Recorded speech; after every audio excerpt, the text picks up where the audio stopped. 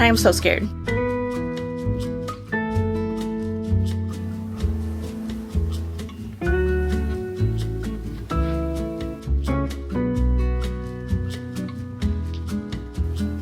What?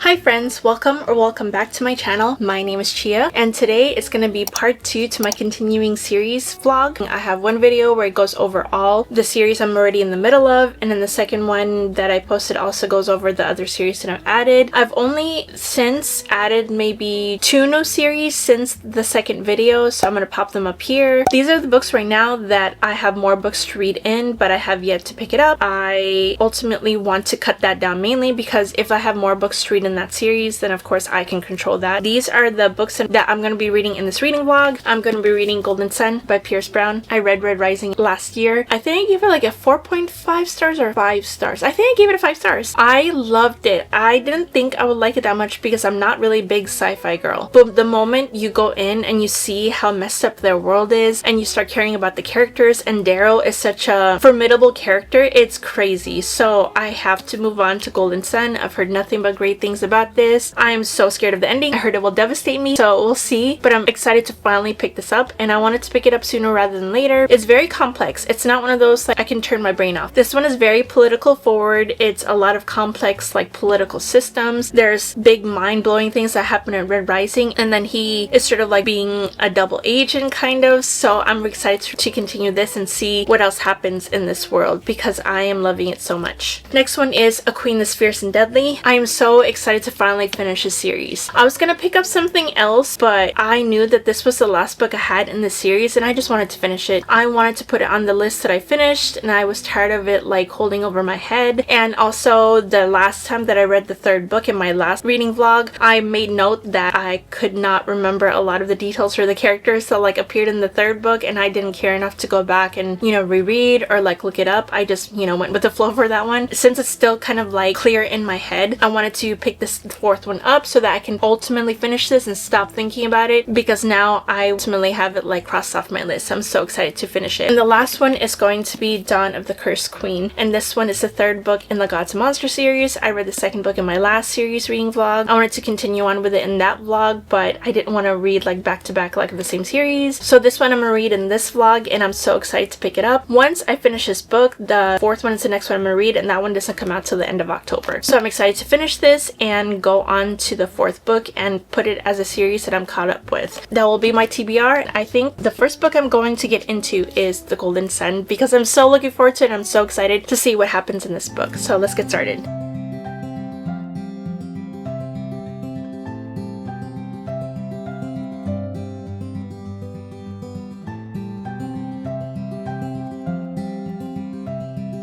Happy Tuesday, everyone. I just wanted to make an update because I am significantly into Golden Sun, and I'm about 79% of the way through on page 344. I just reached part 4 and I am loving it. This follows a character named Darrow, and he is a helldiver. He is a part of a society that separates all their people into different hierarchies, where the society that he is a part of, which are the Reds, are the lowest tier, and the highest tier are the Golds. And unfortunately one day he suffers a great tragedy that kind of sparks his motivation to join a revolution. Somebody approaches him to try to infiltrate like the Golds, which are the higher society people, and he ends up attending this institute, and it just gets crazy from there. In the second book, it's trying to expand the world basically, because this plot becomes so much huger than what the first book starts off with, because you think that it's all just like simulation stuff that they have to do, but it's actual real life things that they have to go through, which end up kind of attacking other people who are divided into different groups, but all of the people who can attend the academy are all Golds.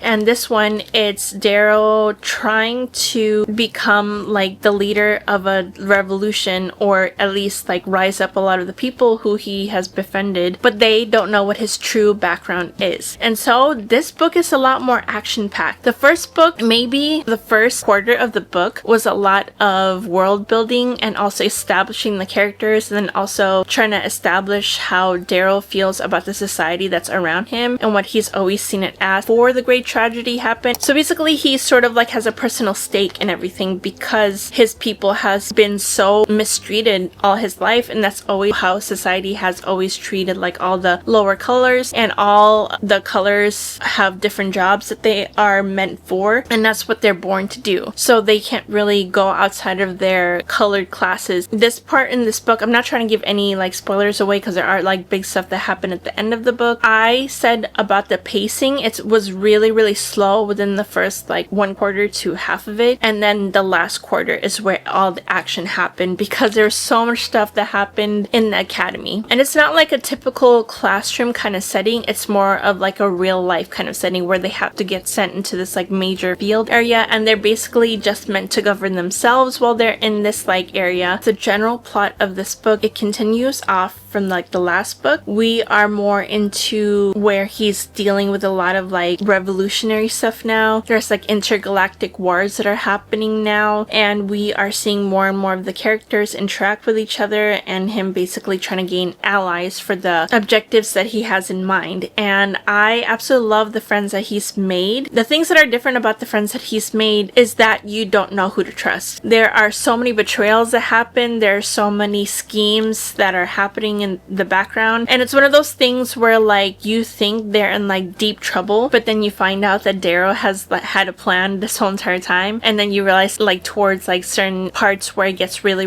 action packed, Daryl's already one step ahead of the game. And that's what I love about him. He's very intelligent, but he's also a very flawed character. He kind of gets carried away a little bit with some of the stuff that happens with the golds because he's never had that much strength or power in his life. It reminds me a lot of like Cyberpunk, because in order to become the golds, he had to do a lot of like replacement of his body parts. He had to gain height because the golds are meant to be strong, fast, and they are genetically like this. And so he has felt how it felt to be a gold compared to being a red, and he has had to be humbled by a few things. And right now we are uncovering who his character really and truly is and what side he really is on. And I love how smart he is, but then he, like I said, is a flawed character. When he makes a mistake, there's immediate consequences to the things that he's done. He's known to doubt people, he's known to keep secrets from people, and then he gets immediately humbled right afterwards because there's actions that happen that kind of like force him to realize that maybe if he hadn't done this action, another thing would have happened. And so we are at that point. I love how much action there is in here. There's a lot of different battles and like overcoming different things, and there is no one person in here who is absolutely good. And I feel like there's not even one person who is absolutely evil, because if you examine all the different characters, you know that there's different motivations and different reasonings for why they do what they do. Even the villains, they have their own reasonings, and it's such a mind-blowing experience when you find out more and more how corrupt their world is and how many people are willing to turn on each other. And I love the way Pierce Brown is writing this book, because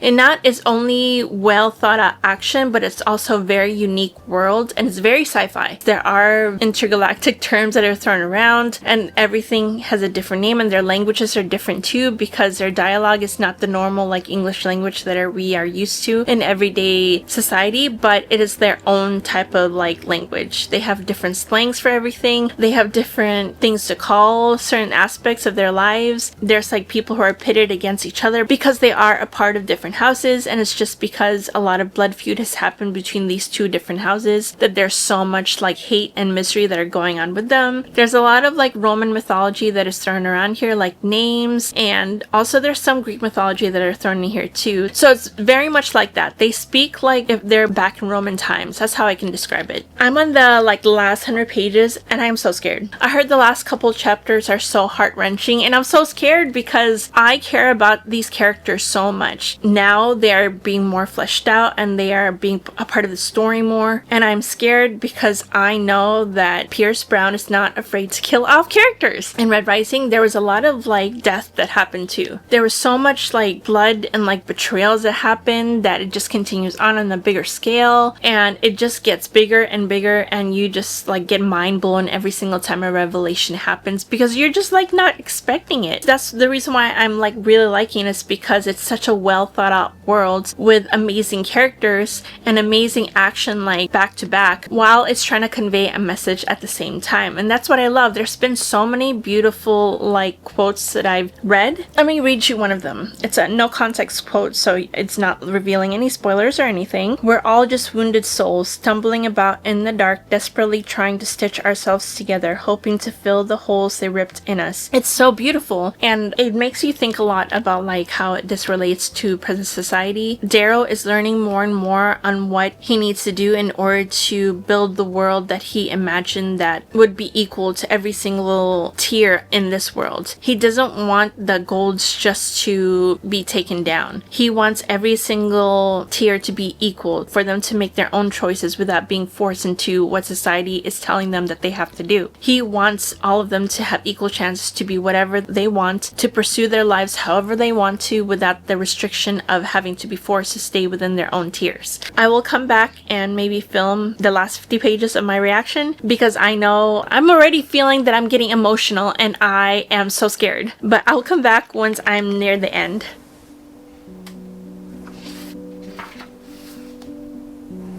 Ooh, guys, I'm scared. Chapter 42.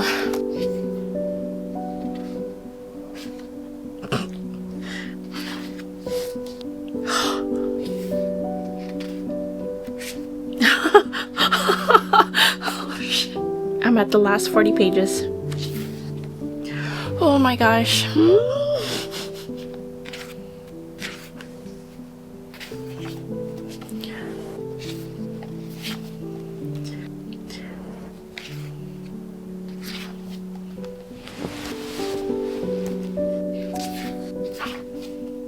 No. Oh my gosh. Oh my god. Oh, I'm so stressed.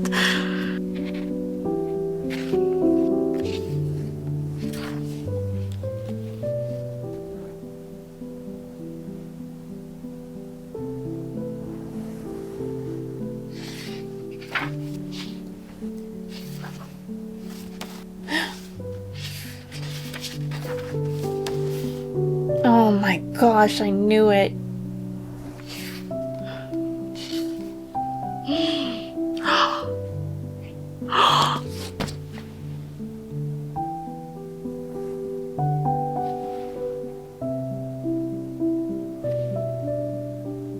What the frick?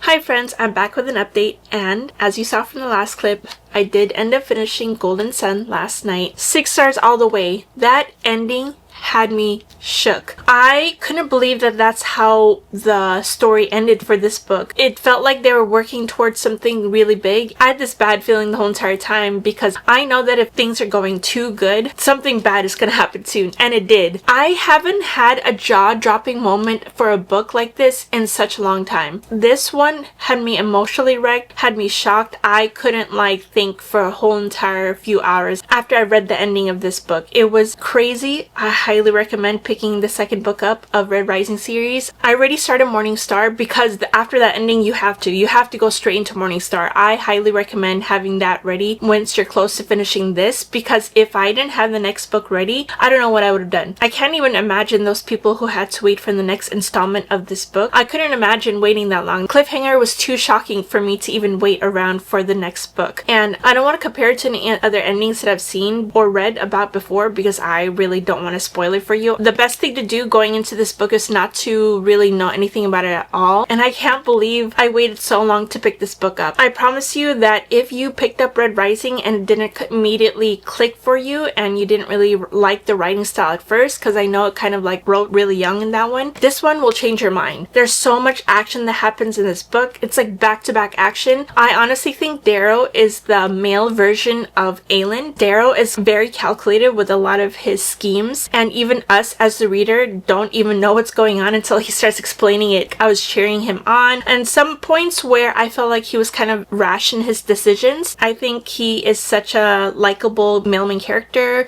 and he is very still kind of young, but this one he is learning to become something bigger than he ever imagined that this conflict would ever bring him to. I'm so sick from the ending. Like, I can't believe that's how it ended. So if you want a big shocking twist at the end of this book and then you want to continue on with the Red Rising series, highly recommend. And I can't wait to move on, and I already have a feeling that this series, if it keeps going the way it's going, then I know this is gonna turn out to be one of my favorite series of all time and into like a god tier series as well. And so I of course give this a 6 stars. I very rarely give 6 stars to any book. It has to be completely amazing in order for me to give a 6 star to any book. The writing has to be amazing, the plot, the characters, the different things that happen in the whole entire plot to further along has to be completely great in order for me to give it a 6 star, and this one is absolutely deserved. So highly recommend. But I will be reading Morning Star. I'll probably start the beginnings of another continuing series vlog, like probably post that next month, because I want to keep the series a monthly thing. I love this. But that means I did start A Queen This Fierce and Deadly, and this book is the 4th book in the Kingdom of Light series. It's a book series that it's a fae hybrid situation where there's a lot of half fae, half humans, and they're called hybrids in this book. We follow a character named Priska, and she lives in a town where humans are not allowed to have magic. The magic is taken away from them when they're babies, and when they are 25 they go through this whole entire ritual where like a priestess or priest gives them their power back when they're 25, but they're tested first to see if they have any powers left, and if they are found to have powers at that point, their whole entire family is executed in front of them and they are stuck to a dungeon and eventually executed. She ends up being found out accidentally. She ends up trying to run away from the village that she's lived in her whole entire life because she fears for her safety and her family's safety, and she runs into a group of mercenaries led by Lorien, and Lorien is like very broody, dark. He honestly does not like Priska at the beginning. In fact, he actually leaves her to drown, but thankfully one of the people on his mercenary group forces him to turn back around to go rescue her. It expands the world a lot as you go further on along into the books. This one is the last book. It left off in this like huge cliffhanger in the last one, but I honestly think this whole entire series is kind of like predictable. There's nothing really that's shocked me at this point because it's so similar to a lot of books I've read before, but I think it's an easy series to get into because the writing is very easy to understand. It's not complicated world building. There are points where it just gets really heavy on the politics, but the politics honestly is not that complicated to understand. I am currently on chapter 15, page 220, and I honestly will probably finish this the end of this day, and my feelings have never really changed from this whole entire series. Like, I love the first book. I was so excited to read the rest of the series after the first book, but after the second book I started kind of like losing steam a little bit, and the third book honestly bored me to death. I feel bad saying that, but a lot of the stuff that happened, like I said, is very predictable. It's mentioned multiple times, the conflicts that they have to go through, but I am not saying that I hate the series. I don't at all. I don't dislike the series. I actually really like the characters, but the side characters are where I'm more interested in more. I'd rather read about the side characters because I feel like I connect to them more than I do the female character and the male main character. We shall see overall. I might not give a lot of updates for this because I just kind of want to finish it. I'm literally about 50% of the way through. So I'll either be back if I have like a huge update and like something completely changes, or if I finish the book. So I'll talk to you again.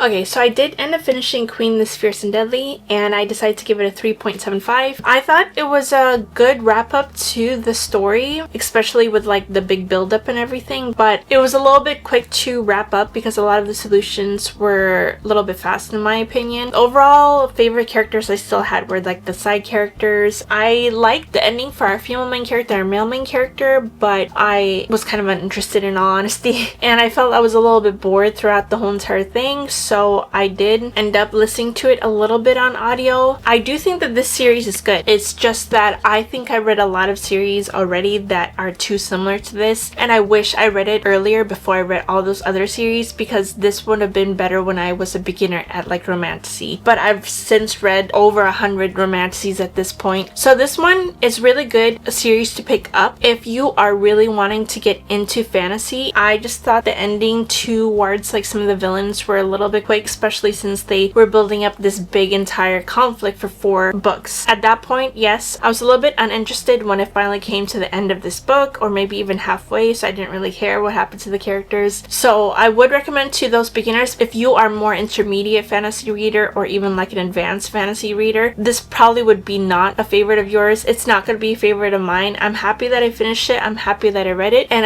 I'm happy that I experienced reading these characters and this world and the story. But overall, it's not going to be one of my favorites. I think to me, it's going to be like a 3-star series for me. I thought it was going to be a 4-star series, maybe like the first 2 books, but as this 3rd and 4th book went on, I just didn't like it anymore. Like, I really got bored. So that means I did start The Dawn of the Cursed Queen. I'm actually almost done with it, actually. This book is really easy for me to fall for a lot of like the plot and the characters because I love the characters so much. And this one is very different from the first 2 books because it gives us perspectives from the villain side. We follow a character named Diana. Diana's like the morally gray one. She is an Igmorthan, which is basically shape-shifting vampire. She's different from regular vampires because she can shift into any other creatures besides, like, you know, the typical bats that vampires can shift into. As soon as she drinks the blood of a creature or even a person, she can shapeshift into that creature and that person. And she's very vicious. She was made by this evil character named Caden, who has been a prominent villain since the beginning of the first book. The world has expanded. Her love story with Sam Kyle is one of my favorite love stories of all time. I love how in-depth their growth is. I love how they go through conflicts together, and he never stops fighting for her and she never stops fighting for him, and they are dealing with a lot of stuff right now because we are going through some major conflicts right now. This is urban fantasy. I love the fact that the female character is a morally gray one. It's very different from reading other fantasies, and I love that it's a multi-POV fantasy. I will continue on with this story. I'll give updates here and there, and I can't wait to finish this book because then I can wait on the 4th book like everyone else. I'm scared for the cliffhanger because a lot of the previous 2 books had really huge cliffhangers, and usually I had other books to read and now I won't until the end of October, so I'm going to be hanging on the cliff like everybody else. This is one of my favorite series right now, and it's urban fantasy, so if you love urban fantasy, this is done really well, and there's different creatures introduced in this book, but I'll come back once I have another update.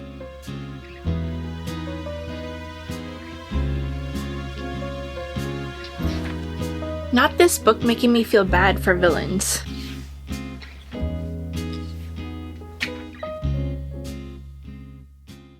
I'm 82% of the way through Dawn of the Cursed Queen, and I decided to switch to my Kindle because I got tired of holding the book, and also I tend to read faster on my Kindle. And I did just get the new Kindle Paperwhite. I got the signature edition. I had the Kindle Basic for the past 2 years, but now it's like really slowing down. It shuts off on me randomly, and so I decided to see if there was any deal running, and they were able to trade in my Kindle. Plus, I also was able to get like a certain percentage off, so I decided to get the Kindle signature, and I love it so far. Let's get ready to finish this, and I'm determined to finish this in one sitting and get comfy in bed to do it. They're like doing a plan right now that is making me really nervous, especially since with how it ended last book, and now I don't know how this is going to end, and I'm really scared.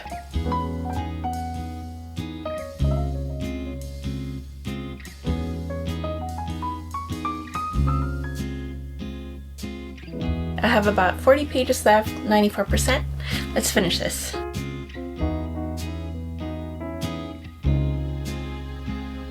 I had a feeling there was a plan. I was so nervous about this.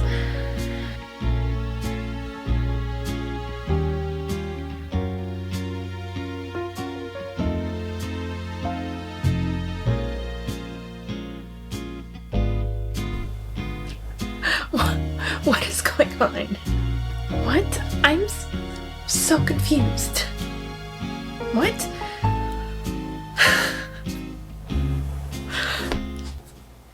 Okay, well, I just finished it. It's not quite 5 stars. I didn't get the same feeling as Stern and Broken Gods, but I think I'm gonna give that a 4.5. The ending was kind of confusing. It had a lot to do with a plot point that I didn't think they would approach, and now I don't know how that's gonna affect everything moving forward. So is it gonna be a bigger scale now? Because there's stuff that started coming back up that I didn't think could possibly happen, but I guess that's where we're at. So I ended up finishing it, and yeah, 4.5 stars would be a good thing because I didn't get quite a 5 stars just like I did with the other book, but this one was close enough, and I can't wait to see what happens with the next book in October. I'm so excited to read that. That means we have come to the ending of this continuing series vlog, and I hope you enjoyed the video, and this is going to be part 2, and I'm going to come back later on, maybe next month, to continue another part of the series. Like I said, I'm already reading Morning Star, and that's going to be included in the next one, and then I'll figure out the next 2. I did get approved for the arc of Dawn of the North by Demi Winters, and I'm excited to read that because that's the 3rd book in the, I forget what the series is called, but it's like that Viking series that I read earlier in a couple of months ago, and that one I am so excited for because that one's another book that I like want to continue, and so I'm gonna probably read that next, and then I'll think about what the 3rd one's going to be. But I thank you for watching this video. Thank you for continuing to like and subscribe and comment. It really does help me a lot, and I just wanted to thank you again, and I'll see you all next time. Bye.